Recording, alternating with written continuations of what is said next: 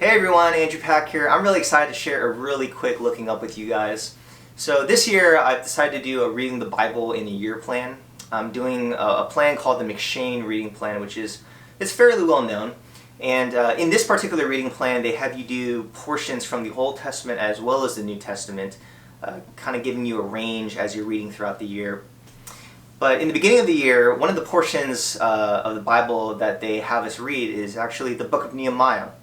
And I was reminded how much I love the book of Nehemiah. I think it's often a kind of an overlooked book in the Bible. The premise of Nehemiah is that it takes place after the exile of the Jewish people to Babylon.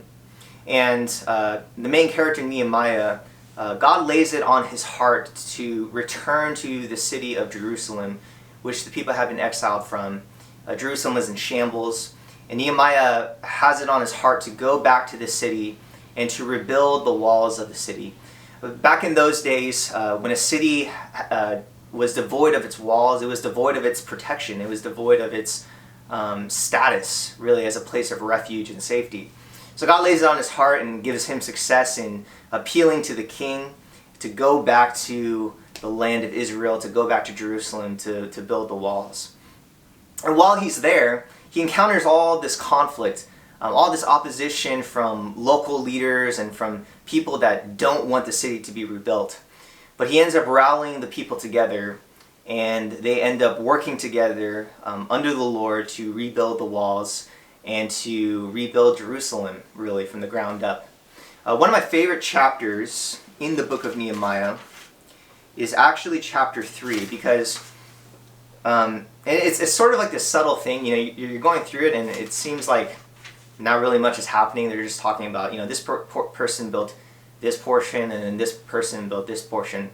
But I love chapter 3 because as it's kind of going down the list of people that had contributed to working to rebuild the wall and the portions of the wall, one of the things that the text says is after him, such and such built this portion.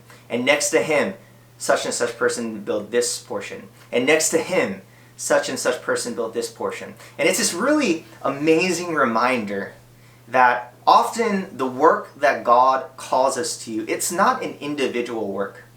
Really, it's a work that he calls us to collectively, to band arms with one another and to put our hands to the task that God has put in front of us. Later on, Nehemiah is encountering all types of opposition. And in chapter 6, there's this really good portion where these people are trying to intimidate him. And in verse 9 it says, "For they all wanted to frighten us, thinking their hand will drop from the work and it will not be done." And then this is his prayer. "But now, O God, strengthen my hands." I think the book of Nehemiah is really a prophetic word for the church today. And it's a reminder of two things.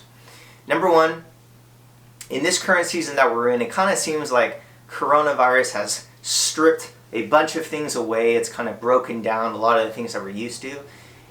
And I think going into this next year, it's going to be a time of rebuilding. It's going to be a time of rebuilding the walls, so to speak, of Creekside, of our community, of the church. But we have to remember that the work of rebuilding the walls is not an individual affair, but rather it's going to be accomplished not by one person, not by even a couple people, but by the family of God banding together and resolving to work alongside one another and to rebuild that which was torn down. And perhaps God is giving us a greater vision to build something better than what was there before. And the second thing is that in the process of rebuilding, we need to remember that one of the things that we have to expect and that we can expect is opposition, whether it's opposition spiritually or opposition from society. But within that, may we have the same prayer that Nehemiah prayed in chapter 6, verse 10. "O Lord, strengthen our hands for the work that you have for us to do, and may it honor you and may it glorify you for your glory and our joy."